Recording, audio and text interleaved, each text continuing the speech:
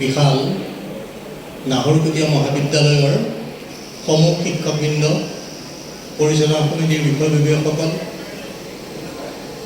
আকুল প্ৰজ্ঞা আৰু চেতনাৰে হৰিত শব্দৰ সন্ধানত সমবেত মোৰ বুকুৰ আপোন মানুহ আৰু ভাবিকালৰ সুন্দৰ পৃথিৱী নিৰ্মাণৰ দ্ৰষ্টা আৰু স্ৰষ্টা, নাভিকমল প্ৰসাৰিত অমৃত বিভূতি মোৰ নতুন প্ৰজন্ম, আপোনালোক সকলোলৈকে আজি এই মহাবিদ্যালয়ৰ নৱগত আদৰণি সভাত ছাত্ৰ ছাত্ৰীসকলক মই আন্তৰিক অভিবাদন জনাইছোঁ, শ্ৰদ্ধা জনাইছোঁ আৰু মই আশা কৰিম আপোনালোকৰ দুভৰি ত্বৰান্বিত গতিয়ে সমাজৰ জীৱন বাটত এক নতুন শক্তি প্ৰদানেৰে সৈতে অসমক গৌৰৱৰ হাঁহি আৰু এটি উজ্জ্বল হাঁহিৰ সংযোজন ঘটাব। এই যে সময়, এই সময়টো এক জটিল সন্ধিক্ষণৰ সময়। অহা 5টা বছৰৰ ভিতৰত আমাৰ বিশ্ববিদ্যালয়, মহাবিদ্যালয় বা বিদ্যালয়সমূহৰ শিক্ষাৰ পাঠদান, শিক্ষাৰ যিটো পাঠ, এই পাঠ কি হ'ব সি এক অনিশ্চয়তাৰ মাজত আছে। এলেন মাৰ্ক্সৰ এটা সাক্ষাৎকাৰত কৈছে যে অহা 5 বছৰৰ ভিতৰত বিশ্ববিদ্যালয়, মহাবিদ্যালয়ৰ ডিগ্ৰীবিলাকৰ কোনো মূল্য নাথাকিব, সলনি হ'ব সমাজৰ চৰিত্ৰ, সলনি হ'ব জীৱনৰ মানদণ্ড, সলনি হ'ব সামাজিক যিটো চেতনা, সেই চেতনাই তুমুল গতিত ভাঙি বিশ্বায়নৰ বুকুত জাহ যাব। বিশ্বায়নৰ বুকুত জাহ নোযোৱা এই পৰিৱেশ পৰিস্থিতিক ৰক্ষা কৰিব লাগিব আপোনালোকেই। আৰু সেই কথা আমাক কৈ গৈছে কোনে? ডক্টৰ ভূপেন হাজৰিকাই। নেলাগে সময়, নেলাগে নেলাগে সময় দেখুৱা ঘূৰি, সময় এবাৰ থমকি ৰকচোন আমাকে সাক্ষী কৰি, আমাকে সাক্ষী কৰি। আমাক সাক্ষী কৰিব দিছে, আমাক সময়ৰ হাতত ল'ব দিছে। আৰু সেইকাৰণে মই নিজে খুব গভীৰভাৱে উপলব্ধি কৰোঁ যে আমাৰ সমাজ নিৰ্মাণ হয় শ্ৰেণীকোঠাত, ৰাজপথত সমাজ নিৰ্মাণ নহয়। ৰাজপথৰ শ্লোগানে এটা সংগ্ৰামৰ গতি দিব পাৰে, কিন্তু গতিৰ শেষ ফলটো কি সেই নিশ্চয়তা তাত নাই। তাত ধূসৰ ধুমায়িত ছবি এখন থাকে। সেইকাৰণে শ্ৰেণীকোঠাত যি সমাজ সৃষ্টি হ'ব, সেই সমাজেই হ'ব আমাৰ পাথেয় আৰু আমাৰ জীৱনৰ এক অমূল্য শক্তি। অনুশাসন সেই সমাজৰ মানদণ্ড হ'ব লাগিব, আৰু অনুশাসন যদি নাথাকে তেন্তে শিক্ষাৰ কোনো মূল্য নাথাকে। ইয়াত মই আহি যিবোৰ কথা শুনিছোঁ বা যিবোৰ মই দেখিছোঁ, সেই কথাবিলাকৰ পৰা মোৰ এটা কথা মনত পৰিছে, এটা কথা ক'বলৈ মন গৈছে যে আমি সংখ্যাৰে পৃথিৱী জয় কৰিব যোৱা মানুহ আমাক নালাগে। সংখ্যাৰে পৃথিৱী জয় কৰিব যোৱা মানুহ আমাক নালাগে, সংখ্যা আমাক লাগিব। কিন্তু মননশীল মানুহে, মননশীল সমাজৰ দৃষ্টিমণ্ডল, নান্দনিক চেতনালব্ধ হৃদয়ৰ অন্তপাকে সমাজৰ বাঞ্ছিত আত্মাৰ চাল চলনৰ যি দুৰন্ত গতি প্ৰকাশ কৰিব পাৰে, সেই সমাজখন ক'ত? সেই সমাজখন চাওদাং চুকাফাই বৰ অসম গঢ়াৰ সময়ত কৰি গৈছিল। সেই সমাজখন গুৰু শংকৰ মাধৱে আমাক দি গৈছিল। সেই সমাজৰ বাঞ্ছিত চৰিত্ৰ দৰ্শনৰ সাংঘাতিক ধৰণৰ কথক কলাৰ মাজত ভাৰতীয় সভ্যতাৰ সনাতন জীৱনবোধ তাত নিহিত আছে। কাৰণ ৭ম শতিকাতেই মাধৱ কন্দলীয়ে ৰামায়ণ অসমীয়ালৈ অনুবাদ কৰিছিল। এই যে এটা চহকী বৰেণ্য ভাষা, এটা চহকী সম্ভ্ৰান্তশালী ভাষা, এই ভাষাটো হঠাতে মূৰ দাগি উঠা নাই। এই মাটিৰ তলত লপ্ত হৈ থকা সাংস্কৃতিক বিজ্ঞান সভ্যতাৰ ৰথবোৰক টানি টানি জীৱনৰ উন্মাদনা কৰিছে। মানুহৰ অমল উৎসৱ কৰিছে। মানুহে উৎসৱ উদযাপনৰ উন্মাদনাৰে সৈতে নিজক প্ৰভাৱিত কৰিবৰ কাৰণে চেষ্টা কৰিছে। সেই ভাষা গুৰুজনাই দি গৈছে, সেই ভাষা আমাক মাধৱগুৰুৱে দি গৈছে। সেই ভাষাৰ চৰিত্ৰ দৰ্শনৰ জীৱন বাটে আমাৰ আধ্যাত্মিক জগতখনকো প্ৰতিপালিত কৰি আছে। আধ্যাত্মিক জগতৰ প্ৰতিপালন অবিহনে আমাৰ বাস্তৱ জীৱনৰ ব্যক্তিত্ব এই গঢ়ি উঠিব নোৱাৰে। আৰু যদি তেনে ব্যক্তিত্ব গঢ়ি উঠে তেন্তে সেই ব্যক্তিত্ব নিষ্পক্ষপাতৰে কেন্দ্ৰীভূত হয়। সি কেতিয়াও সমষ্টিগত ব্যক্তিত্বৰে সমাজৰ উন্নতি সাধিবৰ কাৰণে সেই কাম কৰিব নোৱাৰে। আৰু সেইকাৰণে মই ভাবোঁ যে মহাবিদ্যালয়ৰ ছাত্ৰ ছাত্ৰীসকল আপোনালোকে বেয়া নাপাব, আৰু সমাজেও মোক মাফ কৰিব এই কথাটো কোৱাৰ কাৰণে। প্ৰতিদিনে অসমত গুটকাৰ নামত 4 কোটি গুটকা টকা বিক্ৰী হয়। মাদক দ্ৰব্য বিক্ৰী হয় 12 কোটি টকা প্ৰতিদিনে।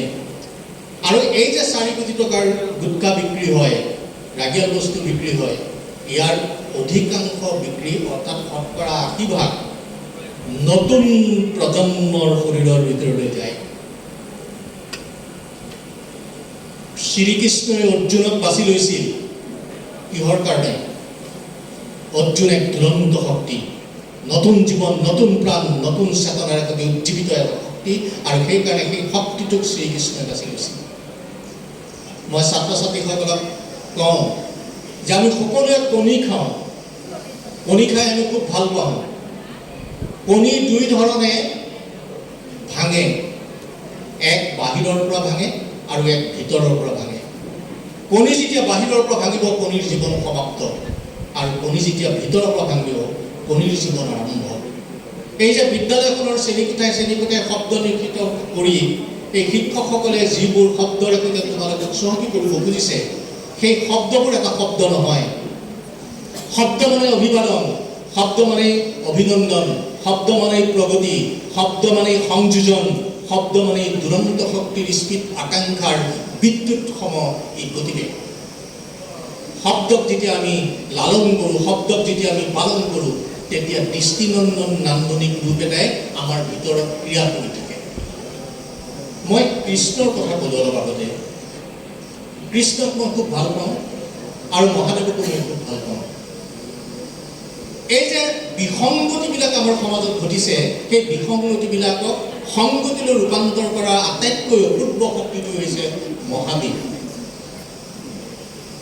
কৃষ্ণ, মহাদেৱ সাংঘাতিক প্ৰেমিক। পৃথিৱীৰ ভিতৰত যদি কোনোবা প্ৰেমিক আছে তেন্তে সেয়া কৃষ্ণ নহয়, সেইজন প্ৰেমিক হৈছে শিৱ। আৰু সেইকাৰণে ভূপেন দাই শিৱৰ ওপৰত এটি গীত গাইছে, সিংগলে উঠা মই এক প্ৰেমিক অশ্বাৰোহী, দুৰন্ত স্বৰ প্ৰদধ্বনি, উন্মাদ হোৱা এক চিৰবিদ্ৰোহী। সেই প্ৰেমিক চিৰবিদ্ৰোহীজন শিৱৰ মূৰত জটা আছে,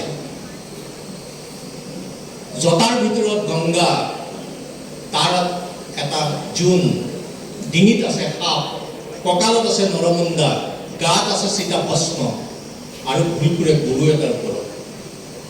সাগৰ মন্থনত অমৃত আৰু বিষ দুয়োটাই উৎপন্ন হৈছিল। অমৃত দেৱতাসকলে খাইছিল, আৰু বিষ কোনো দেৱতাই গ্ৰহণ কৰিব পৰা নাছিল, আৰু সেই বিষটো শিৱই গ্ৰহণ কৰি নীলকণ্ঠ হৈছিল, অৰ্থাৎ হলাহল বিষ তেওঁ পান কৰিছিল।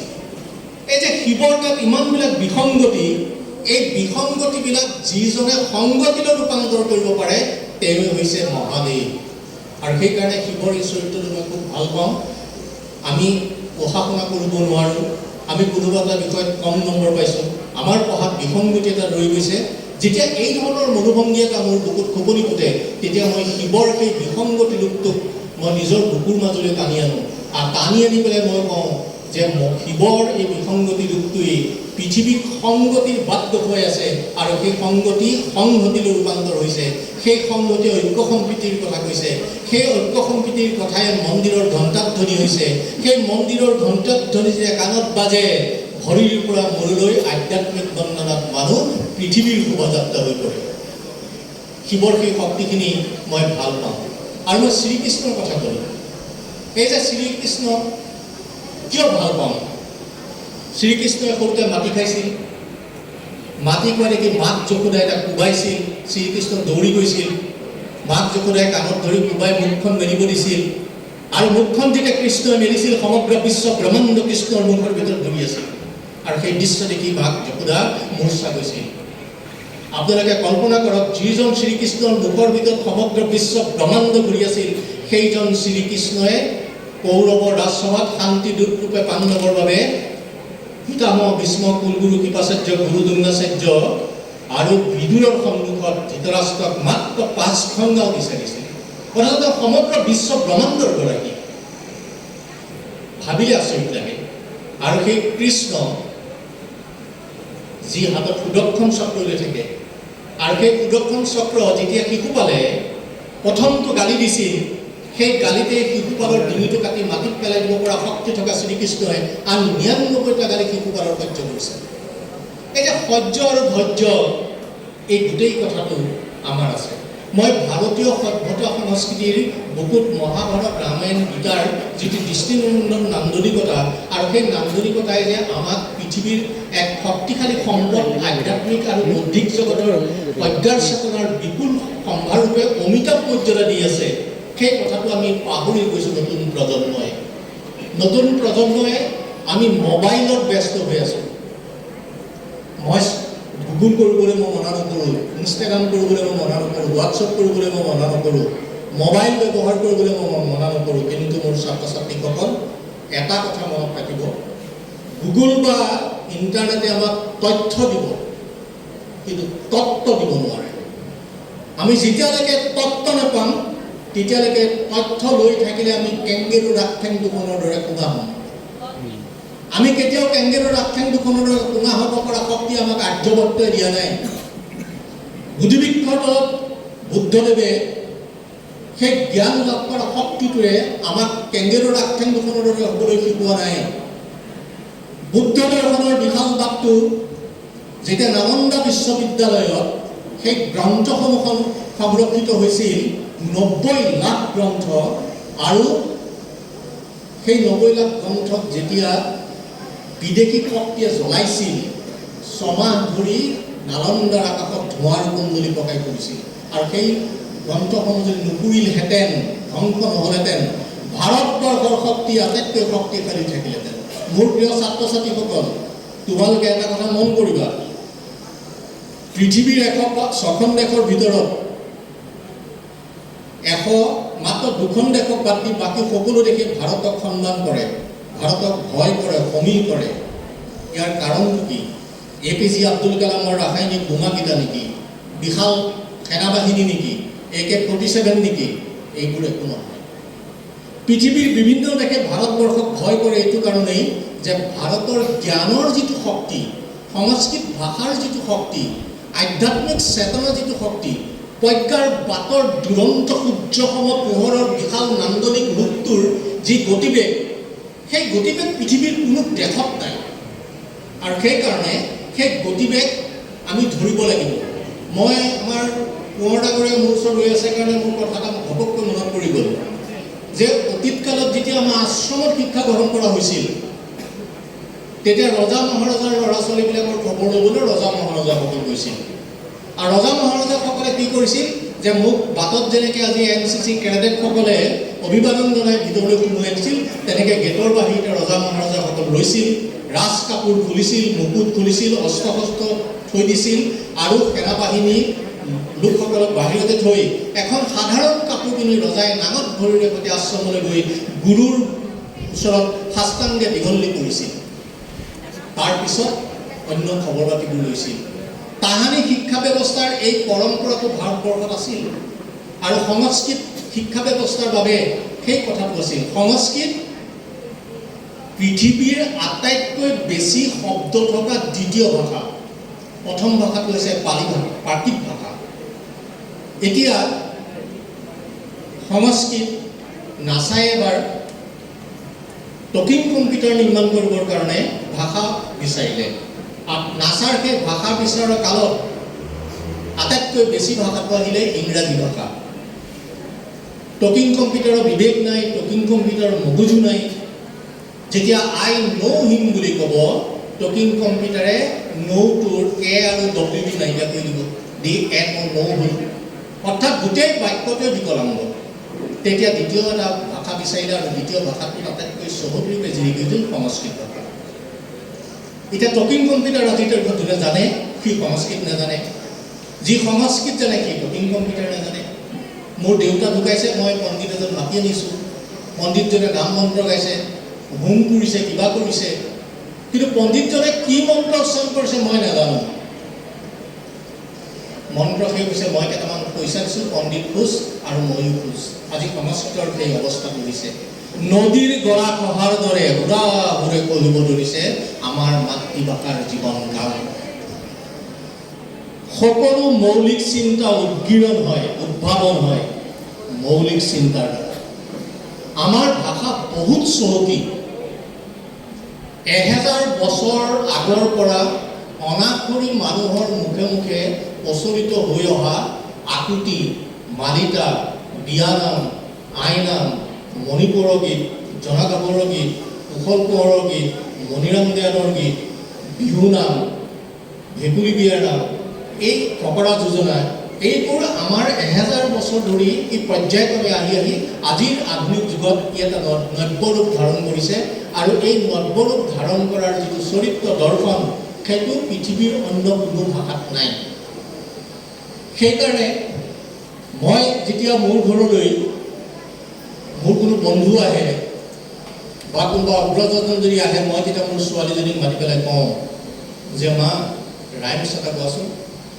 তাই গাই দিয়ে টিংকল টিংকল লিটিল ষ্টাৰ বা বাবা ব্লেক শিপ হেভি এনি ফুল বা এক দৰ্জন দা কোৱেন অফ টু পেলে হাফ এ দৰ্জন শোৱা মেৱে, তাই গাই দিয়ে। মোৰ একদম বুকুখন ফুলি যায়, মোৰ ছোৱালীয়ে ৰাইমছ গাব পাৰিছে। এইবোৰ শিকাওক, এইবোৰ লাগিব। কিন্তু এইবোৰৰ লগতে এইটো শিকাব, খিয়ালিয়ে নাহিবি ৰাতি, তোৰে কানে কাটি লগামে বাতি, আমাৰে মইনা শুবয়ে, বাৰীৰে বগৰী ৰুবয়ে, বাৰীৰে বগৰী পকি সৰি যাব, মইনাই বুটলি খাব। এইটোকে আকৌ ভূপেন দাই বেলেগ ধৰণে গাইছে। এইটো বিদ্ৰোহৰ কথাৰে গাইছে, সংগ্ৰামৰ কথাৰে গাইছে, শ্ৰমৰ কথাৰে গাইছে। আমাৰে মইনা শুবয়ে, সোণালী ধাননি দাবয়ে, সোণালী ধানৰে চিৰাটো নিদিমে, বাতি ভৰি ভৰি খাব। এই সোণালী ধান দাব শ্ৰমৰ শক্তি, বিপ্লৱৰ শক্তি, সংগ্ৰামৰ শক্তি। আৰু খোৱা ভোগ নিৰ্বাপনৰ প্ৰচণ্ড তাৰণা, যি খাদ্য শস্যই ভোগ নিৰ্বাপন কৰে, সেই নিৰ্বাপনৰ কথা কৈছে। খেতিয়কৰ হাতৰ পাজিখেৰীয়া আঙুলিৰ ফাকেৰে পথাৰত যেতিয়া শস্য সিঁচা হয়, আৰু শস্য যেতিয়া পৃথিৱীৰ বক্ষফালে শিৰোন্নত পৰিয়াল হৈ আকাশলৈ ধাবিত হৈ এদিন কলে কলে জাতিষ্কাৰ হৈ আমাৰ পেটৰ ভোকৰ আকাশ নিৰ্বাপিত কৰে, সেই মাটি জীৱনৰ গৰাকী, সেই মাটিৰ জীৱনৰ অভিনন্দন, সেই মাটিৰ ত্যাগৰ প্ৰতীক। এই মাটিক সন্মান কৰাৰ শক্তি, সাহস, ক্ষমতা আমাৰ সকলোৰে বুকুত প্ৰতিষ্ঠা হৈ থাকিব লাগিব। তেতিয়াহে আমি আমাৰ জীৱনৰ বাঞ্ছিত কথা বতৰাবিলাক আমি পাম। মই পুনৰ ভাৰতীয় সভ্যতাৰ কথা ক'বলৈ যাওঁতে ছাত্ৰ ছাত্ৰীসকলক আৰু এটা কথা কৈ থওঁ। মই যেতিয়া মানস সৰোবৰ হ্ৰদৰ গৈছিলোঁ, মানস সৰোবৰ হ্ৰদৰ পৰত মই দুটা চৰাই দেখিছিলোঁ, এটা বগলী আৰু আনটো ৰাজহংস। দুইটা চৰাই পানীত থাকে, বগলীয়ে মাছ খায় আৰু ৰাজহংসই পানীৰ প্ৰত্যাহ্বান গ্ৰহণ কৰি গভীৰ তললৈ গৈ তলত থকা মণিমুকুতাবোৰ খায়। এই যে বাটে পথে ঘূৰি ফুৰা সংগ্ৰামী ল'ৰা কিছুমান, যাৰ কোনো লক্ষ্য উদ্দেশ্য নাথাকে, সেই লক্ষ্য উদ্দেশ্য নথকা শক্তিবিলাক বগলীৰ লগত তুলনা কৰিব পৰা যায়। আৰু তোমালোক যদি ৰাজহংস হোৱা, এই মহাবিদ্যালয়ৰ শ্ৰেণীকোঠাত থকা মণিমুকুতাবোৰ তোমালোকে আয়ত্ব কৰিবলৈ যত্ন কৰা। সেই আয়ত্ব কৰা যত্নটোৱে তোমালোকৰ জীৱনৰ দিশ আৰু বাণী হ'ব। তোমালোকে মনত ৰাখিবা, ভূগোল আৰু বুৰঞ্জী এই দুইটা কথা। ভূগোলে কেতিয়াও অকলে এটা জাতি নিৰ্মাণ কৰিব নোৱাৰে, এটা জাতি গঠন কৰিব নোৱাৰে। বুৰঞ্জীয়ে কেতিয়াও জীয়া জাতিৰ পৰিচয় নিদিয়ে। মানচিত্ৰ কোনোদিনে জাতিৰ প্ৰতীক হ'ব নোৱাৰে। ভূগোল আৰু বুৰঞ্জী সাংস্কৃতিক সভ্যতাৰ বাটেৰে সৈতে লালিত পালিত হ'লে ই দিশ আৰু বাণীলৈ ৰূপান্তৰ হয়। তাঁতৰ শালৰ দিশ আৰু বাণী, এই যে দিশ আৰু বাণী ইটো সিটোৰ পৰিপূৰক নহ'ব পাৰে, কিন্তু ইটো সিটোৰ সমানুপাতিক। এই পৰম সত্যটো আমি উপলব্ধি কৰিব নজনাৰ বাবেই মোৰ ঘৰত তাঁতশালখন হেৰাই গৈছে, মোৰ ঘৰত ঢেঁকীটো হেৰাই গৈছে। গ্ৰাম্য জীৱনৰ চহা জীৱনবোধত থকা নামঘৰৰ মণিমুকুতাৰ সেই যে বৰতাল ধিনিকি ধিন্ন বুলি কওঁতে একেকোবে সূত্ৰধাৰজনে মণিকুটৰ কাষ পাইছিলগৈ, সেই ভাওনাৰ ৰং হেৰাই গৈছে। আমি বজাৰৰ মানুহ হৈ পৰিছোঁ। আমি বজাৰত বস্তু কিনিব যাওঁ, বজাৰখন দুৰন্ত গতিত ওপৰলৈ উঠিছে। বজাৰখন এখন এডাল চুম্বক আৰু মানুহবোৰ একোডাল একোডাল লোহা, আৰু সেই বজাৰৰ চুম্বকডালে মানুহ নামৰ লোহাবিলাকক টানি লৈ গৈছে। মানুহ কাঙাল হৈ গৈছে। জীৱনৰ জীয়াই থকাৰ মানদণ্ডৰ সেউজীয়া সুষমাৰ সেই যে পৰ্বতসম অভিলাষ, আনন্দ, বিশ্বাস, সৌন্দৰ্য সেইবোৰ নোহোৱা হৈ পৰিছে। আৰু আমি বিকৃত সত্যৰ মাজত জীৱন যাপন কৰিব লগা হৈছে। আমি সত্যটো সত্য বুলি মানি ল'ব নোৱাৰা হৈছোঁ। তাত বিকৃত কিছুমান জীৱনে তাত ক্ৰিয়া কৰিছে। এটা সৰু সৰু বিষয়, এই বিষয়টো কথাৰ পাকেৰে সৈতে ইমান জটিল কৰা হৈছে যে সেই জটিলতা ভাঙিবলৈ নতুন প্ৰজন্মৰ হাতততো সময় নাই বা শক্তিও নাই। আমাৰ পুৰণি মানুহৰ ভৰিৰ খোজবিলাকেও তাৰ গাঁঠি উলিয়াব পৰা নাই। সেইকাৰণে এই জটিল সন্ধিক্ষণৰ সময়ত মোৰ বাৰে বাৰে এটা কথা মনলৈ আহে। সেই মনলৈ কৌটিল্যৰ অৰ্থশাস্ত্ৰত কৌটিল্যই কৈছে যে সকলোবোৰ নীতিৰ ভিতৰত ৰাজনীতি আটাইতকৈ শ্ৰেষ্ঠ নীতি। ৰাজনীতি যদি আটাইতকৈ শ্ৰেষ্ঠ নীতি হয়, তেন্তে সেই নীতি হ'ব আমাৰ মূৰৰ গৰিমা আৰু প্ৰতিমা, আমাৰ প্ৰগতিৰ এক নতুন যাত্ৰাৰ বাট। কৌটিল্যই কৈছে এজন বা দুজন মানুহক চহকী কৰিবৰ কাৰণে বহুতো মানুহে যেতিয়া উন্মাদনা কৰিব, সেইটো ৰাজনীতি বুলি কোৱা নহয়। বৰঞ্চ বহুতো মানুহক ধনী কৰিবৰ কাৰণে, আদ্যৱন্ত কৰিবৰ কাৰণে যেতিয়া এজন বা দুজন মানুহে উন্মাদনা কৰিব, সেইটোহে প্ৰকৃত উন্মাদনা। আৰু সেই উন্মাদনাটো ভাৰতবৰ্ষত 20 শতিকাৰ পিছৰ পৰা ই নাইকিয়া হৈ যাব। মই অসম বিধানসভাৰ কিছু বস্তু যেতিয়া অধ্যয়ন কৰিছোঁ, কিছু প্ৰাক্তন বিধায়কক মই লগ পাইছোঁ। আমাৰ ইয়াতো প্ৰাক্তন বিধায়ক মহোদয় বহি আছে আপোনালোকৰ। অসমৰ প্ৰাক্তন মুখ্যমন্ত্ৰী বিমলা প্ৰসাদ চলিহা, তেখেতৰ কৰ্কট ৰোগ হৈছে। অদ্যাপিও জীৱিত হৈ থকা অজয় দত্ত 1977 চনত বিধানসভাৰ MLA আছে, বিধায়ক আছে। বিমলা প্ৰসাদ চলিহাই তেওঁৰ ঘৰলৈ আহি ক'লে যে গোলাপ বৰবৰুৱাদেৱক লগ কৰাই দিব লাগে। দুইজন গ'ল, চাহ খালে। গোলাপ বৰবৰুৱাদেৱে সুধিলে, মুখ্যমন্ত্ৰী তেতিয়া তেওঁ গোলাপ বৰবৰুৱা, যে ছাৰ আপোনাক মই কেনেকৈ সহায় কৰিব পাৰোঁ? বিমলা প্ৰসাদ চলিহাই পকেটৰ পৰা এখন কাগজ উলিয়াই ক'লে, মোৰ কৰ্কট ৰোগ হৈছে, গতিকে মোক 15,000 টকা তুমি সাহায্য দিব লাগে। গোলাপ বৰবৰুৱাই তেওঁ মুখলৈ চাই পেলাই ক'লে, ছাৰ আপোনাক 15,000 নহয়, মই 25,000 টকা দিম। বহাৰ পৰা উঠি বিমলা প্ৰসাদ চলিহাই নমস্কাৰ কৰি ক'লে যে মোক 15,000 টকা যদি পাৰা দিয়া, এয়া ৰাইজৰ টকা, মোক বেছি টকা নালাগে, 15,000 টকাৰেই মোৰ হ'ব। সেই যে ৰাজনীতিৰ সুষম বাটটো, ৰাজনীতিৰ বিৰল বাটটো, অমিতাভ উজ্জ্বল চেতনাৰ সেই সাংঘাতিক ৰূপকলা, ৰূপচেতনা, সেউজীয়া শব্দৰ বিশাল সমষ্টিত থকা মানুহৰ বহুত থোপ খাই থকা সেই বুদ্ধিবোৰ, সেই চিন্তা চেতনাবোৰ দ্ৰুত গতিত আমাৰ জীৱনৰ পৰা হেৰাই গৈছে। মই যদি ৰাজনৈতিক জীৱনৰ কথা কৈ থাকিবলৈ যাওঁ, তেন্তে বহুত কথাই ক'ব লাগিব। মই সেই বিষয়লৈ নাযাওঁ। আজি ছাত্ৰ ছাত্ৰীক মই অভিনন্দন জনাবলৈ আহিছোঁ। আৰু ছাত্ৰ ছাত্ৰীসকলে জীৱনৰ বাট তৈয়াৰ কৰিবৰ কাৰণে তেওঁলোকে ইয়ালৈ আহিছে। মই ছাত্ৰ ছাত্ৰীসকলক এটা কথা কৈ দিওঁ যে 2047 চনৰ ভাৰতবৰ্ষই স্বাধীনতাৰ 100 বছৰ সম্পূৰ্ণ কৰিব। এই 2047 চনৰ ভাৰতবৰ্ষৰ স্বাধীনতাৰ 100 বছৰত ভাৰতবৰ্ষ কেনেকুৱা হ'ব, আমাৰ দেশখনে প্ৰগতিৰ কোন শিখৰত থাকিব, এই গোটেই কথাবিলাক নিৰ্ভৰ কৰিব তোমালোকৰ ওপৰত। কাৰণ 1947 চনৰ ভাৰতখন তোমালোকৰ। মই আশা কৰিম আজি মই ইয়ালৈ আহিছোঁ আৰু এটা গণ্যমান্য বৰণ্য বিশাল প্ৰণাঢ্য জীৱন কলাক সাৱটি মই তোমালোকৰ মাজলৈ আহিছোঁ। আৰু তোমালোকৰ মাজত সেই ৰং বিচাৰি আহিছোঁ। মই ৰং য'তেই দেখোঁ তাতেই মই থমকি লওঁ। মাটি খান্দোৱা ৰং বুটলি আনি মই মানুহৰ গাত ছটিয়াবলৈ যত্ন কৰোঁ। সেই ৰঙৰ পৃথিৱীৰে সৈতে যেতিয়া মই ৰং নিজকে সানো, তেতিয়া ৰামধেনু হওঁ। ৰামধেনুৰ বিশাল ৰংটোৰে সৈতে মানুহৰ বুকু ভেদি সমগ্ৰ সত্তাটোক ভৰি পুৰা মূৰলৈ আপাতমস্তক মই জীৱনৰ ৰামধেনু কৰিব খোজোঁ। তোমালোকে জীৱনৰ ৰামধেনু কৰিবৰ কাৰণে তোমালোকৰ যি পাঠ্যপুথি আছে, সেই পাঠ্যপুথিত খুব সতৰ্কতাৰে তোমালোকে পাঠ গ্ৰহণ কৰিব লাগিব। শিক্ষকসকলক সন্মান জনাব লাগিব, মা দেউতাক সন্মান জনাব লাগিব। আৰু আমাৰ মাজৰ পৰা এটা প্ৰতিযোগিতা হৈছে যে আমি কিমান নম্বৰ পাম, কিমান নম্বৰ পালে আমি আগুৱাই যাম। এই যে প্ৰতিযোগিতামূলক কথা বতৰাবিলাকত ছাত্ৰ ছাত্ৰীসকলে বেয়া পাব নালাগে, ইয়াৰ পৰা কোনোবা ডাক্তৰ হ'ব, ইয়াত আপোনাৰ চায়েন্স নাই, কোনোবা ডাক্তৰ হ'ব, কোনোবা ইঞ্জিনিয়াৰ হ'ব। মই এই কথাটো ভাবি আচৰিত হওঁ, কোনোবা চৰকাৰী বিষয়া হ'ব। এই যে চৰকাৰী বিষয়া এজন হৈ পেলাই আমাৰ মাজৰেই, যাৰ ঘৰত কোটি কোটি টকা উদ্ধাৰ হয়, ইঞ্জিনিয়াৰজন যাক আমি ডিঙিত কোলাম গামোচা দি পেলাই আদৰণি জনাওঁ, তেওঁ কোনো ৰাস্তাটোত গাড়ী চলাব নোৱাৰি, তেওঁ কোনো দলংখন ভাঙি যায়, আৰু সেইজন ডাক্তৰ যি বেমাৰক লৈ ব্যৱসায় কৰে, মৃত্যুক লৈ ব্যৱসায় কৰে।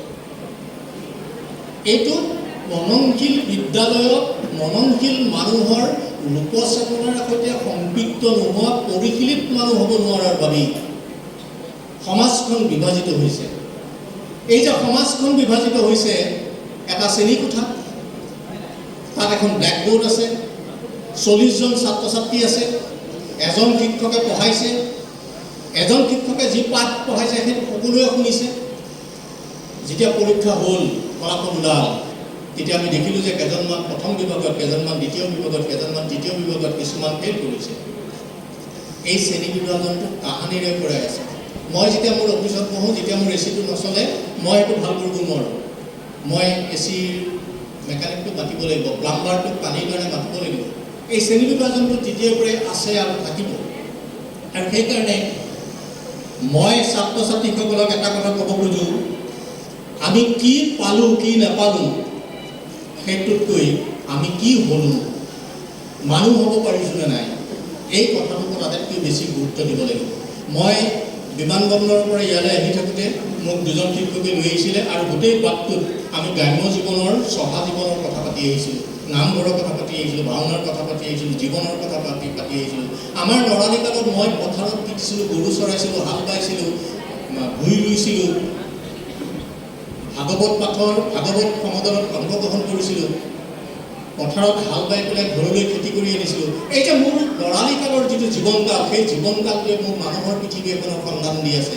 আজি তাৰিখলৈকে মই মানুহটো ঘূৰি ফুৰিলেও মোৰ ভৰিৰ পৰা মূৰলৈ পথাৰৰ সুগন্ধি সুষমাই মোক সেউজীয়া কৰি ৰাখে, আৰু সেই সেউজীয়া শক্তিটোৰ বাবেই মই মানুহৰ মাজলৈ যাওঁ। I love people, people is my world. মই মানুহ ভাল পাওঁ, মানুহেই মোৰ পৃথিৱী। আৰু এই কথাখিনি কৈ থাকোঁতে মই আপোনালোকক এটা সৰু কথা কৈ দিওঁ যে হাৰিয়ানাৰ এখন বিশ্ববিদ্যালয়ত এটা ছেমিনাৰত অংশগ্ৰহণ কৰোঁতে মই যেতিয়া ভাষণ দিবলৈ উঠিলোঁ, তেতিয়া মই সুধিলোঁ, মই ক'লোঁ মই ভাষণটো দিম বাৰু, কিন্তু মই দুটা প্ৰশ্ন কৰিম, আপোনালোকে উত্তৰটো দিব। মোৰ প্ৰথম প্ৰশ্নটো হৈছে যে গুৰু নানকক আপোনালোকে কিমানে জানে? তাত থকা সকলোৱে হাত দাঙিলে, মোৰ মনটো ভাল লাগি গ'ল। মই ক'লোঁ যে মোৰ দ্বিতীয় প্ৰশ্নটো হৈছে যে শ্ৰীমন্ত শংকৰদেৱক আপোনালোকে কিমানে জানে? মাত্ৰ 3জন মানে হাত দাঙিলে। তাৰে এজনে ক'লে, বাপৰে বাপ, শংকৰাচাৰ্য কি সাংঘাতিক মানুহ, শ্ৰীমন্ত শংকৰদেৱক শংকৰাচাৰ্য বুলি ক'লে। মই যেতিয়া প্ৰশিক্ষণৰ কামত বিশ্ৰালৈ গৈছিলোঁ, চাওঁতে এদিন ৰবিবাৰ এটা মই জগন্নাথ মন্দিৰলৈ গৈছিলোঁ মোৰ লগৰ লগৰীয়াসকলৰ সৈতে। আৰু জগন্নাথ মন্দিৰত সোমাই যাওঁতে মোৰ চাইডে দেখিছোঁ যে মানে হেৰিয়ৰ পৰা চাইবেৰিয়াৰ পৰা অহা কিছুমান মানুহে সৰু পুথিতাল লৈ চৈতন্যদেৱৰ বাউল গীত গাই আছে। অলপ দূৰ গৈ দেখিলোঁ যে কেৰেলাৰ কেইজনমান কেৰেলীয়ানে সৰু পুথিতাল লৈ একেই চৈতন্যদেৱৰ বাউল গীত গাই আছে। মই মোৰ কাণ আৰু চকুত বিশ্বাস কৰিব পৰা নাছিলোঁ। চৈতন্যদেৱৰ বাউল গীত গাবৰ কাৰণে সুদূৰ চাইবেৰিয়া আৰু কেৰেলাৰ লোকসকলক কিহে অনুপ্ৰাণিত কৰিছে, কি উন্মাদনে অনুপ্ৰাণিত কৰিছে। মোৰ মনটো দুৰন্ত গতিত অসমলৈ ধাবিত হ'ল, আৰু শ্ৰীৰামপুৰ গেটখনত গৈ মই ৰৈ গ'লোঁ। আৰু শ্ৰীৰামপুৰ গেটখনত দেখিছোঁ যে শ্ৰীমন্ত শংকৰদেৱ সেই গেটখনত খুন্দা খাই অসমৰ ফালে লুটি খাই পৰিছে। শ্ৰীমন্ত শংকৰদেৱক বাহিৰলৈ যাব নিদিওঁ, বাহিৰলৈ যাব নিদিওঁ। মোৰ ঘৰৰ বৰ নামঘৰটোত এইবাৰ শ্ৰীমন্ত শংকৰদেৱৰ মৃত্যুতি 5টা খেলে পাতিছে। ডাঙৰটোৱে কয়, তোমালোকে যোৱাবাৰ পাতিছিলে, এইবাৰ আমি পাতিম, সেইখন এখন কাজিয়া। এই ধৰণৰ সমাজ ব্যৱস্থাৰ লগত আমাৰ ছাত্ৰ ছাত্ৰীসকলৰ সম্বন্ধটো ক্ৰমাৎ নাইকিয়া হৈ আহিছে। নামঘৰলৈ আমাৰ ছাত্ৰ ছাত্ৰীসকল নাযায়, মাহ প্ৰসাদ বিতৰণত ছাত্ৰ ছাত্ৰীসকল নাথাকে। এই যে এটা পৰিশীলিত জীৱনকাল আমাৰ গঞা পুৰণি পুৰুষসকলৰ ভৰিৰ খোজে ধৰি আছে, সেই ধৰি থকা ৰূপটোক আমি কিমান দূৰ আগুৱাই নিব পাৰিছোঁ, এই কথাটোৱে কেতিয়াবা মোক বৰ হাহাকাৰ পৃথিৱী এখনত থিয় কৰি দিয়ে। আমি সভাই সমিতিয়ে খুব কথা কওঁ, সভাই সমিতিয়ে মানুহবিলাকে আমাক আদৰণি জনায়, কিন্তু যেতিয়া আমি ইয়াৰ পৰা যাওঁ তেতিয়া সেই উন্মাদনটো নাথাকে। এবাৰ মই মৰিগাঁৱত ভাষণ দিবলৈ যাওঁতে মই আৰু এজন আছিলে, আমি মৰিগাঁও চাৰ্কিট হাউচত থাকিলোঁ, কাৰণ পিছদিনাখন আৰু এখন সভা আছিল। সন্ধিয়া সময়ত আমি তামোল খাবলৈ ওলাই আহোঁতে এখন সৰু ঘুমটি দোকান, আৰু ঘুমটি দোকানখনত মানে বুট আৰু মধু বেচে। আমি আন্ধাৰত আমাক দেখা নাই, মধুকেইটামানে কৈ আছে পাঞ্জাৱীতে আজি কিন্তু দিছে দেই, ভাল কথা কৈছে। তাৰমানে আমাৰ কথাবিলাক মদৰ দোকানত আলোচনা নহয়, ভাল মানুহৰ তাত আলোচনা নহয়। গতিকে এই ধৰণৰ এখন সমাজ ব্যৱস্থাৰ প্ৰতি আমি ক্ৰমে ক্ৰমে ধাৱমান হৈ গৈ আছোঁ। এই নিচাসক্ত পৃথিৱীখন দুৰন্ত গতিত বাঢ়িছে। এই যে মই ক'লোঁ 4 কোটি টকাৰ গুটখা বিক্ৰী হয়, ইয়াৰ 80% নৱপ্ৰজন্মৰ শৰীৰৰ ভিতৰলৈ সোমাই যায়। এই যে নৱপ্ৰজন্মৰ শৰীৰৰ ভিতৰলৈ সোমাই যোৱা এই যে সাংঘাতিক ধৰণৰ বৰবিষ, এই বৰবিষটোৱে কুৰুকি কুৰুকি কুৰুকি কুৰুকি তেওঁলোকৰ কলিজা আৰু মগজুত এটা নতুন কম্পন তোলে। মই কম্পন বেয়া পাওঁ, স্পন্দন ভাল পাওঁ। তোমালোকৰ বহুত স্পন্দন হওক, কম্পন নহয়। কম্পন সাংঘাতিক ধৰণৰ এটা বস্তু, ই বোমা বিস্ফোৰণত থাকে। সেই মোৰ নতুন প্ৰজন্ম GUN গান, গানেৰে সমাজ হয়। কোকৰাঝাৰত হৈছিল, আমাৰ ব্ৰহ্মপুত্ৰৰ দুয়োফালে আলফাকেইটাই কৰিব বিচাৰিছিল। কাৰ্বি আংলং ডিমা হাছাওতো হৈছিল, শ্ৰীলংকা কাশ্মীৰতো হৈছিল।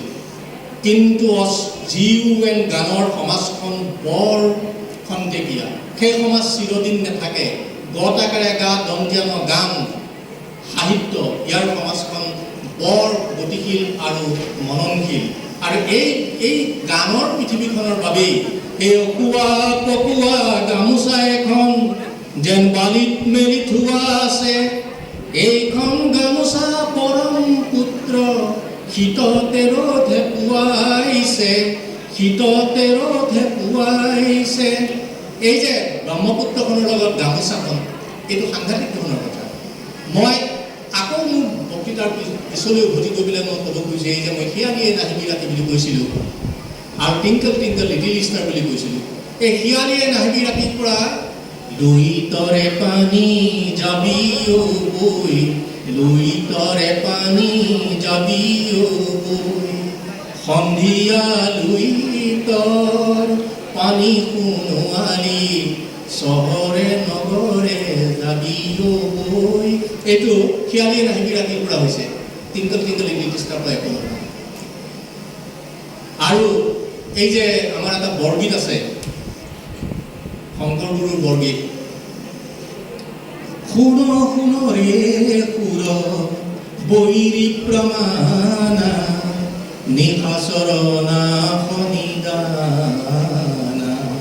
ৰাম নাম যম সমৰক সাজিয়ে, ৰাম নাম যম সমৰক সাজিয়ে, সমদলে কয়লি পয়ানা। এই বৰগীতটোৰ পৰা জ্যোতি ককাইদেউ আৰু ভূপেন হাজৰিকাই লুহিতৰ পাদৰে আমি ডেকা লুৰা মৰিবলে ভয় নাই, সেই বৰগীতটোৰ পৰা এইটো আনিছে। কিন্তু টিংকল টিংকল লিটিল ষ্টাৰৰ পৰা একো নহয়। আমাৰ ইয়াত ইংৰাজী বিভাগৰ বাইদেউ আছে। মই যিমানখিনি গৱেষণা কৰি পাইছোঁ, সেই গৱেষণাৰ মতে এজন টুডে আজিৰ তাৰিখত ইংৰাজী ভাষাৰ শব্দৰ সংখ্যা 12,600টা।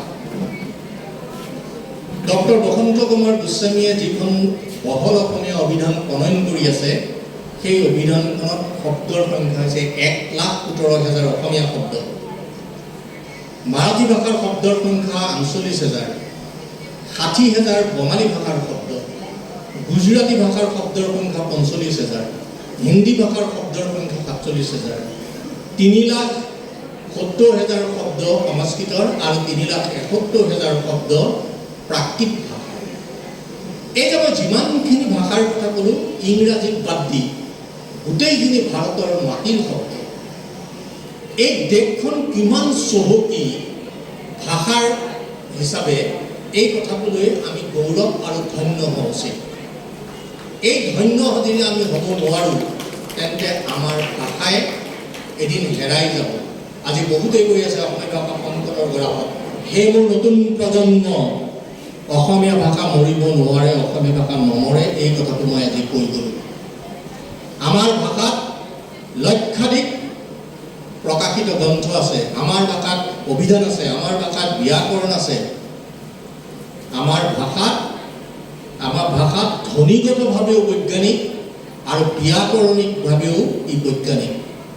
কিন্তু এই ভাষাটো যেতিয়া পঠনৰ পৰা দূৰত থাকিব, গ্ৰহণৰ পৰা দূৰত থাকিব, ই তেতিয়া আলমাৰীৰ ভিতৰত সোমাই থাকিব আৰু তেতিয়া সেই আলমাৰীৰ ভিতৰতে ভাষাটোৱে পকপকাই থাকিব লাগিব।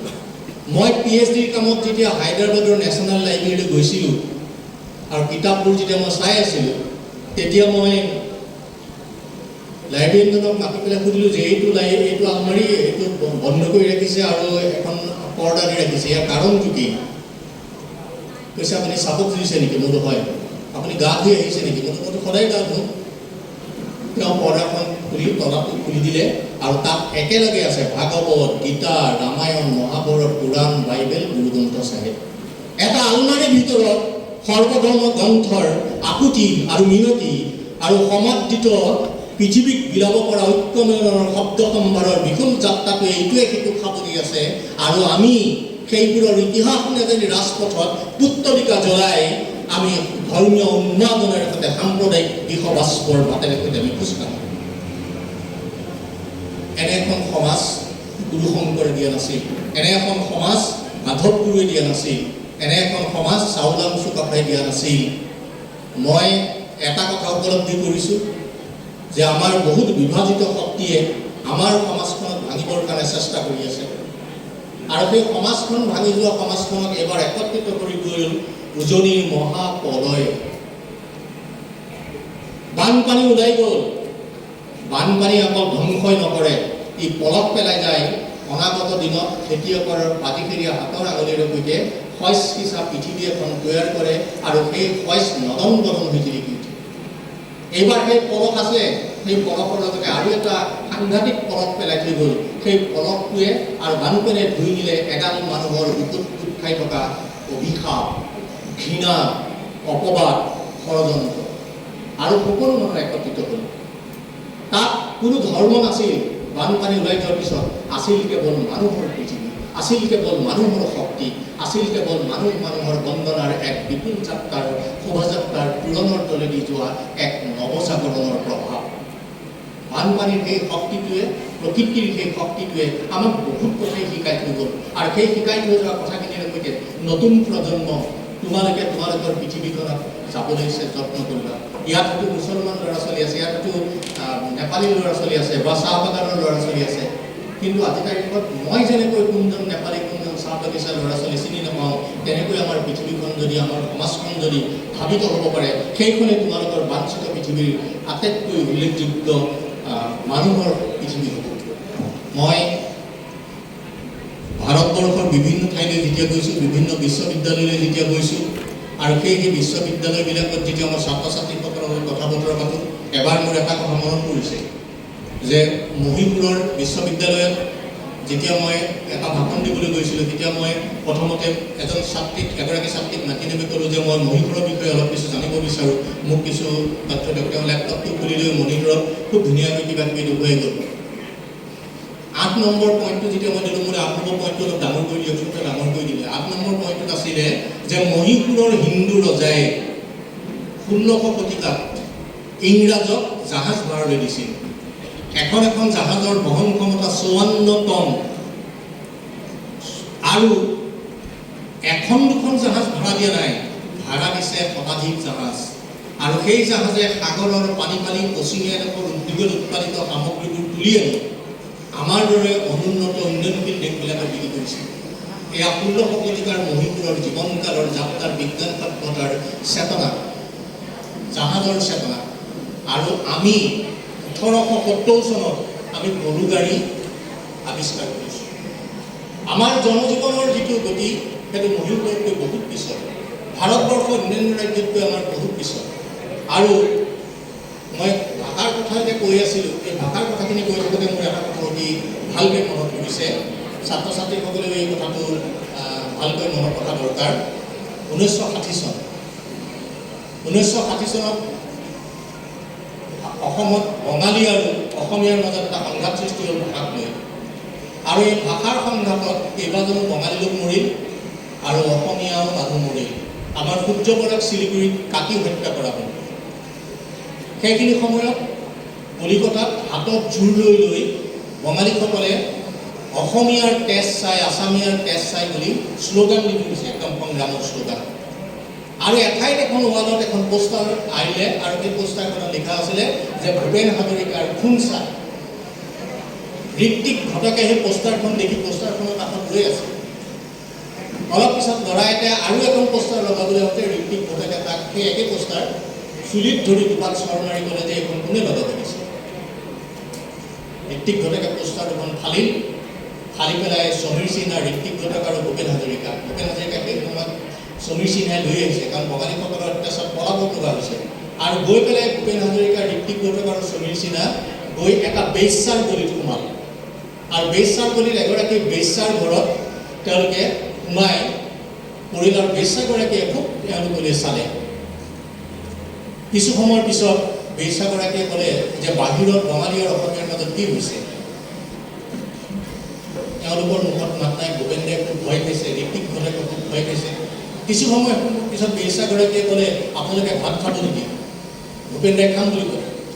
ভূপেন দাই খাম বুলি কোৱা মানে অৰ্থটো এইটো যে মানুহগৰাকী যিকোনো প্ৰকাৰে আজি ৰাতিটো ইয়াক ব্যস্ত কৰি ৰাখিব লাগে, নহ'লে বাহিৰলৈকে কৈ দিব যে তাতে 3জন লুকাই আছে। ভূপেন দাৰ অন্তত সেইটো আছিল। খাম বুলি কোৱাৰ লগে লগে মানুহবিলাকে কাপোৰ কানি কিনি ভিতৰত গৈ বাহিৰলৈ গুচি গ'ল। আৰু আধা ঘণ্টাৰ পিছত এটামান গ্ৰামাফোনৰ ৰেকৰ্ড লৈ আহিল আৰু গ্ৰামাফোনৰ ৰেকৰ্ড লৈ আহি পেলাই সেইটো বজাই দিলে। প্ৰথম গানটো বজালে বিস্তীৰ্ণ কৰে অসংখ্য জনৰে হাহাকাৰ শুনিলে শব্দ নীৰৱে বুঢ়ালৈ তুমি বোৱাটো। দ্বিতীয় গানটো সেই বঙালীত সেই গীতটো গালে। আৰু তৃতীয় গীতটো গালে ও মালিক সারা জীবন কাটালে যখন এবার মেঘ করে দাও আমায়, মেঘ করে দাও তবু কাটতে পারবো পরের সুখে অনেক ভালো তাও। মানুষ যেন করো না আমায়, মেঘ করে দাও আমায়, মেঘ করে দাও। গোটেই ৰাতিটো এই গীতবোৰ শুনি থাকিল। এই গীতবোৰ শুনি শুনি গাঞ্জা গাড়ী এখনত দুখ মুকালিতে তেওঁলোক গৈ পেলাই এঘৰ বঙালী মণ্ডলত সোমাল। আৰু সেই বঙালী মণ্ডলক অসমলৈ লৈ আহিল। ভূপেন দাই তেতিয়া ইয়াত এটা গীত ৰচনা কৰিলে মানুহে মানুহৰ বাবে। সেই গীতটো ইয়াতো গালে, পশ্চিমবংগতো গালে। এটা গীতৰ শক্তি কিমান! এটা গীতে সলাই দিব পাৰে জীৱনৰ গতি, এটা গীতে সলাই দিব পাৰে আন্দোলনৰ বিৰুদ্ধে হৈ থকা যুদ্ধ এখনৰ গতি। মই ছাত্ৰ ছাত্ৰীসকলক ভিতৰৰ পৰা শক্তি আহৰণ কৰিব পৰা কথা এটা ক'ব খুজিছোঁ যে ৰুছ দেশৰ এটা সাধু। এদিন ৰুছ দেশৰ ৰজাই ফুৰিবলৈ যাওঁতে এখন বিলৰ বোকাত এটা সৰু হাতী পোৱালি দেখা পালে। হাতী পোৱালিটো বোকাৰ পৰা উঠিব পৰা নাই। ৰজাই সৈন্যসকলৰ দি হাতী পোৱালিটো উঠালে, গা পা ধুৱালে, ৰাজসভালৈ লৈ আহিল, তাক খুৱাই খুৱাই ডাঙৰ কৰিলে। পিছত হাতীটোক ৰজাই তেওঁৰ যুদ্ধৰ হাতীবিলাকৰ লিডাৰ পাতিলে। হাতীটো যলৈ যায় ৰজাৰ সম্ভ্ৰান্ত জীৱন আৰম্ভ হয়। যুদ্ধ জয়ৰ বিজয়ৰ পতাকা হাতীটোৱে তুলি আনে। এনেকৈ বহুদিন যোৱাৰ পিছত হাতীটো বুঢ়া হ'ল। তেতিয়া ৰজাই ক'লে যে ই মোৰ বৰ মৰমৰ হাতী, ইয়াক আৰু যুদ্ধলৈ পঠাব নালাগে, যুদ্ধলৈ গ'লে ই মৰি থাকিব পাৰে, মাৰি পেলাব পাৰে। গতিকে হাতীটোৱে ঘূৰি ফুৰিলে।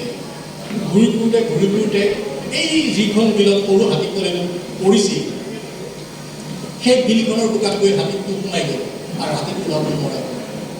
হাতীটো যেতিয়া ওলাব নোৱাৰা হ'ল, সৈন্য সামন্ত সকলোৱে চেষ্টা কৰিছে, পাৰা নাই। তাৰ ভিতৰতে খাবলৈ দিছে। 3 দিনৰ পিছত সেই ৰাজ্যৰ প্ৰাক্তন মন্ত্ৰী এজন সেইফালে গৈছিল আৰু প্ৰাক্তন মন্ত্ৰীজনে দেখিলে যে ৰজাই যিধৰণে হাতীটো উলিয়াব যত্ন কৰিছে সেইধৰণে হাতীটো নোলাব। আৰু সেইকাৰণে তেওঁ ৰজাৰ ওচৰলৈ গৈ পেলাই, মহাৰাজ আপুনি এই পদ্ধতিৰে হাতীটো উলিয়াব নোৱাৰিব। বোলে কি কৰিব লাগিব? বোলে আপোনাৰ ৰাজসভাত যে বেণ্ড পাৰ্টিটো আছে, যুদ্ধৰ বেণ্ড পাৰ্টিটো যে আছে, সেইটো লৈ আহক, আনি পেলাই ইয়াত বজাওক। আৰু সেই বেণ্ড পাৰ্টিটো আনি যুদ্ধৰ বাজনা যেতিয়া বজালে, তেতিয়া হাতীটোৱে ভাবিলে যে ৰাজসভাত বা ৰাজ্যখনত কোনোবা বিদেশী শক্তি আক্ৰমণ কৰিব আহিছে। তেওঁৰ ভিতৰৰ পৰা সেই শক্তি জাগ্ৰত হ'ল আৰু সেই শক্তি জাগ্ৰত হৈ বোকাৰ পৰা তেওঁ নিজে উঠি আহিল। এই যে ভিতৰৰ পৰা উঠি অহা যিটো শক্তি, সেই শক্তিটো মানে ভিতৰৰ পৰা কৰিব লাগিব। বাহ্যিক শক্তি আমি বিজ্ঞানত আমি কৈছোঁ নহয় যে এটা গতিশীল বস্তুৱে পৰিৱৰ্তন নকৰাকৈ গতিশীল ৰূপত গৈ থাকে আৰু সেইটোকে আমি অসীম বল বুলি কওঁ। আৰু যেতিয়ালৈকে সেইটো বাধা দিয়া যায় তেতিয়ালৈ অসীম বল হৈ নাথাকে। এই বাহ্যিক শক্তিটোৰ লগত ভিতৰৰ শক্তিটো, আন্তৰিক শক্তিটো কিমান শক্তিশালী সেই কথাটো চাব লাগিব। ইয়াতে মই মেখেলা চাদৰ পিন্ধা দেখিছোঁ, আমাৰ ছবি বাইদেউকো দেখিছোঁ আৰু কাৰোবাক দেখিছোঁ মেখেলা চাদৰ পিন্ধা। কথা এষাৰ মনত পৰিছে, মোৰ আইতাক যেতিয়া চাবলৈ আহিছিল কাকাই, তেতিয়া আইতাৰ ইমানখিনিলৈকে উৰণিখন, আইতাই কাকাক দেখা নাই আৰু ভৰিৰ আঙুলিৰ সৈতে আইতাই মাটিত কিবা কিবি আঁকি আছে। তাৰপিছত দেখিছে যে গোটেইখন ধূলিউৰি এখন ভাৰতৰ মেঘ। সেয়া আছিলে মোৰ আইতাহঁতৰ জীৱনৰ সমাজ ব্যৱস্থাৰ স্বাধীনতাৰ পৰিভাষা। আৰু 1991 চনত যেতিয়া ইউৰোপীয় জগতে আমাৰ পৃথিৱীখনক গ্ৰাস কৰি ভাৰতবৰ্ষকো আক্ৰমণ কৰিলে, তেতিয়া মোৰ ঘৰৰ বোৱাৰীজনী, মোৰ ঘৰৰ ছোৱালীজনী, মই মহিলাসকলক আকৌ ক্ষমা বিচাৰিছোঁ, কিন্তু বামুদা পিন্ধি ফুটপাথত ঘূৰি ফুৰিব পৰা এইখন আমাৰ অসমীয়া সমাজ নহয়। আৰু আইতাৰ সেই কথাটো লৈ মোৰ যেতিয়া মনত পৰে, মোৰ ভূপেন্দ্ৰৰ গীত এটালৈ মনত পৰে। কপা কপা মেখেলাই ঢাকি থোৱা নখেৰে ধূলিত ছবি আঁকি তাই কি যে পোৱাত পাই মই আজিও নুবুজো, বুজিও নুবুজো। এই কথাখিনি আমাৰ সমাজৰ লগত জড়িত কথা। আৰু আমি অসমীয়া বৰেণ্য বিচিত্ৰ চৰিত্ৰ দৰ্শনৰ সমাজখনৰ যিটো মূল শক্তি আৰু মেৰুদণ্ড, সেই মেৰুদণ্ডটো আমাৰ বিশাল আৰু বৰ্ণাঢ্য। আমি সকলোৱে ঘুটুকচৰ কথা জানো, হিৰিম্বাৰ কথা জানো। এই হিৰিম্বা কোন? এই হিৰিম্বা বড়ো কমিউনিটিৰ মানুহ। গতিকে বড়োসকলৰ সংস্কৃতিয়ে গৈ মহাভাৰতৰ শক্তি হৈছে। আজি মই আপোনালোকক কৈ যাওঁ, অসমীয়া বুলি কোনো এটা সংস্কৃতি নাই। আমাৰ সংস্কৃতিটো গঢ়ি উঠিছে বিভিন্ন নিকৃষ্টীয় সম্ভ্ৰান্ত মানুহৰ লোককলা, লোকচেতনা, লোকভাষা, খাদ্য, ৰীতি নীতি, ইতিহাস, ঐতিহ্য চেতনাৰ বাটেৰে ই আহিছে। ঠিক জ্যোতি ককাইদেউ কোৱাৰ দৰে, মই কত পৰ্বতৰ কত ভৈয়ামৰ শত শত নিজৰাৰ ধাৰ, হিল্লল ভাঙি বৈ আহি আহি বৰলুইত হৈ যাওঁ একাকাৰ। এই বৰলুইতত একাকাৰ হোৱা পানী মাটি শিলৰ মিশ্ৰণটোত যদি কোনোবাই সেয়া পানী মাটি শিলৰ মিশ্ৰণ বুলি ভাবিছে, তেওঁলোকে মূৰ্খৰ পৃথিৱী এখনত বাস কৰি আছে। সেয়া অসমৰ বিভিন্ন জনগোষ্ঠী, নিকৃষ্টীয় জনগোষ্ঠী, তেওঁলোকৰ সম্ভ্ৰান্ত চেতনাটোক লৈ আহি ব্ৰহ্মপুত্ৰত পেলাইছে। আৰু ব্ৰহ্মপুত্ৰত এটা অভিধাৰ সৃষ্টি হৈছে, যিটো অভিধাত আমি অসমীয়া মহাজাতি বুলি কওঁ। এতিয়া অসমীয়া মহাজাতিৰ সেই সংজ্ঞা নাই।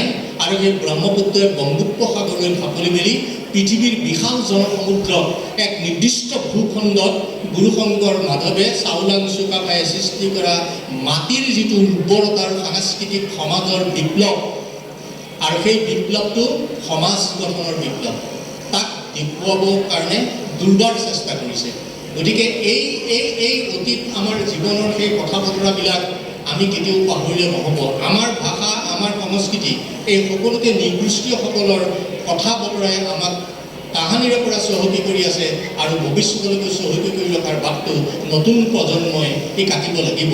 আৰু এইখিনি কথা মই ছাত্ৰ ছাত্ৰীসকলৰ উদ্দেশ্যে মই ক'ব খুজিছোঁ। আজি তোমালোকৰ আদৰণি অনুষ্ঠান, আজি তোমালোকে নতুন পৃথিৱী এখনত ভৰি দিছা। আৰু এই নতুন পৃথিৱীখনত ভৰি দিওঁতে মনত ৰাখিবা যে তোমালোকে যিটো তোৰণৰ তলেদি আহিছা, সেই তোৰণটো সভ্য, গভ্য, গণ্য, মান্য, বৰেণ্য, বিশাল চেতনাৰে সমৃদ্ধ।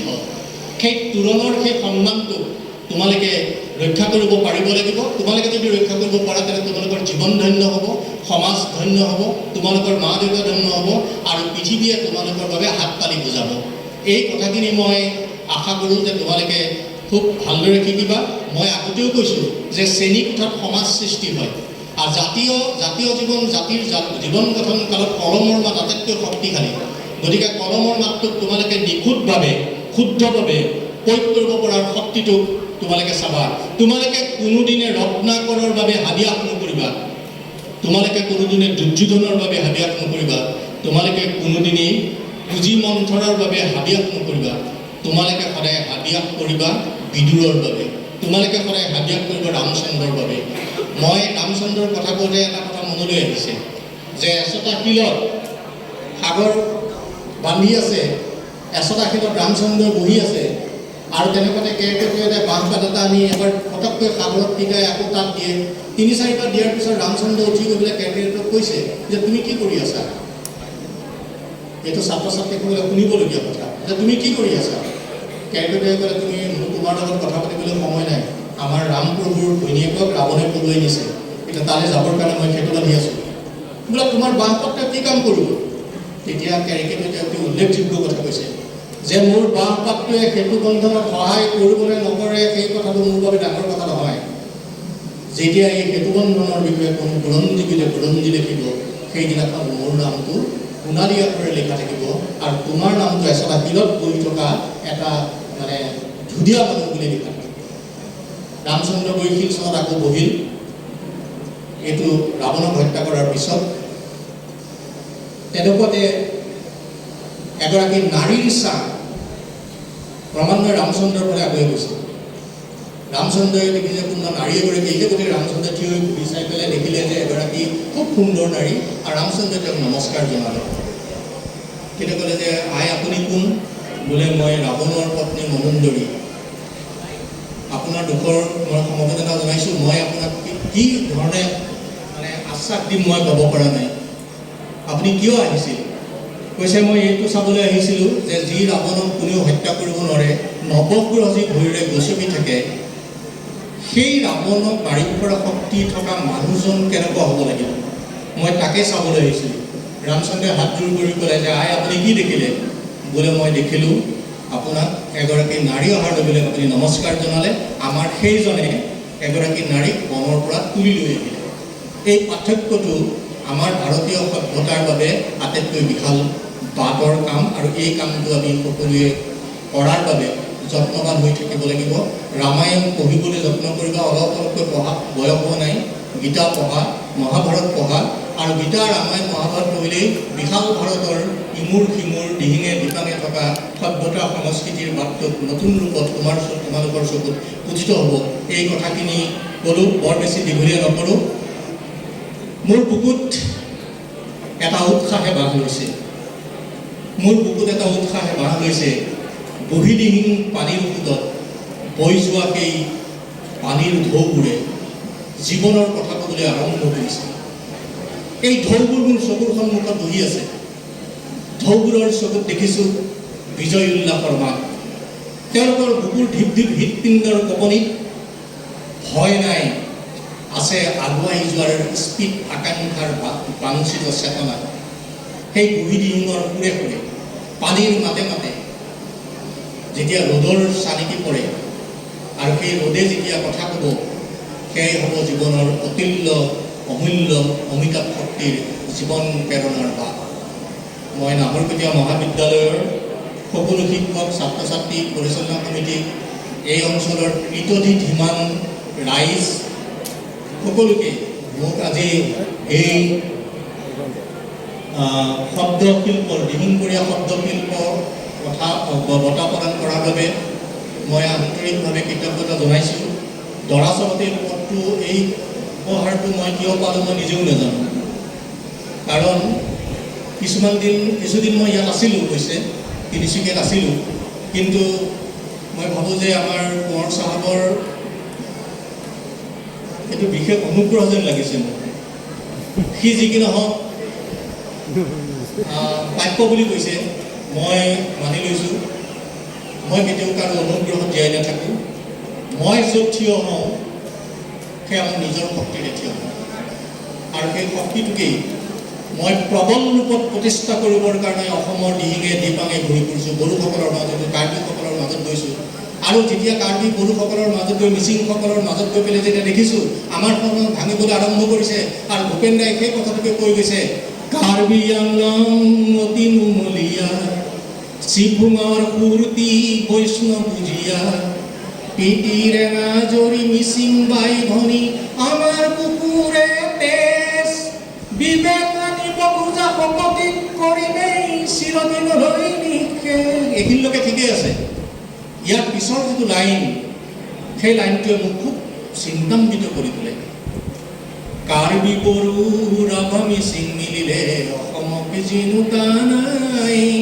কাৰ্বি বড়ো ৰাভা মিচিং মিলিলে অসমক জিনোতা নাই বুলি কৈছে। মিলিলে বুলি কৈছে, মিলা নাই। মিলাৰ বাটটো কোনে তৈয়াৰ কৰিব? মিলাৰ বাটটো আমি তৈয়াৰ কৰিব লাগিব। এখন পৃষ্ঠভূমি দি গৈছে অসমক। কলাগুৰু বিষ্ণুপ্ৰসাদ ৰাভাই, ভূপেন হাজৰিকাই, জ্যোতি ককাইদেৱে, শংকৰদেৱে, মাধৱদেৱে, চাওলাং চুকাফাই সেই পৃষ্ঠভূমিখন আমি ল'ব লাগিব। আৰু সেই পৃষ্ঠভূমিখন প্ৰেমৰ পৃষ্ঠভূমি হ'ব লাগিব। আৰু সেই প্ৰেমৰ পৃষ্ঠভূমিত একেবাৰে শেষত মই বিষ্ণুপ্ৰসাদ ৰাভাৰ এটা কথাৰে সৈতে সামৰিব খুজিছোঁ। কবিতা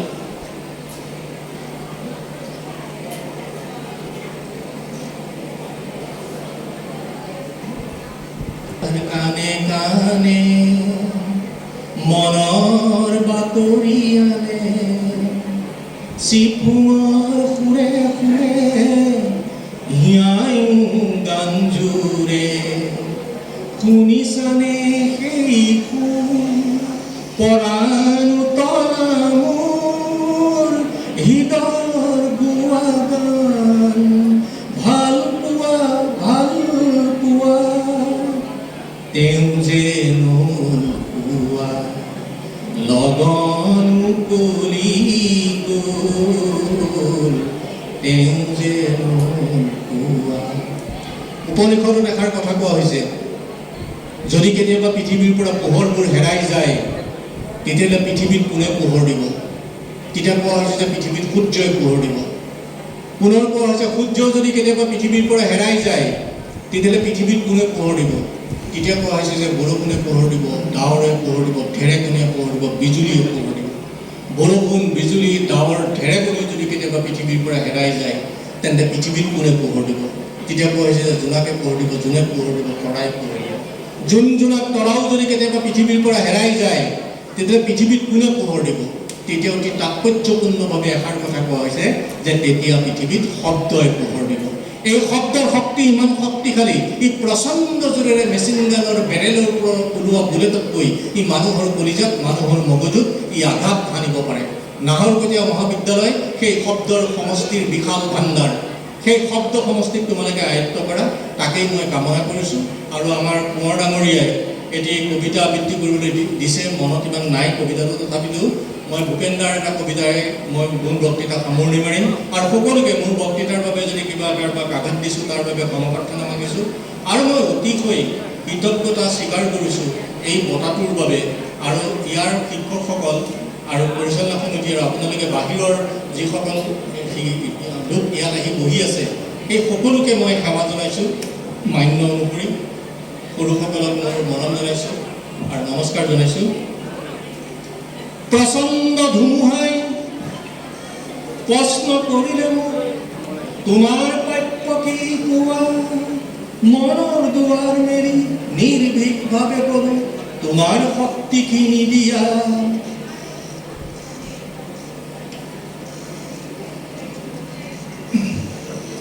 বজ্ৰৰ গৰ্জনে বক্ষ উজাৰি ক'লে, তোমাৰ কাণ্ড কি কোৱা?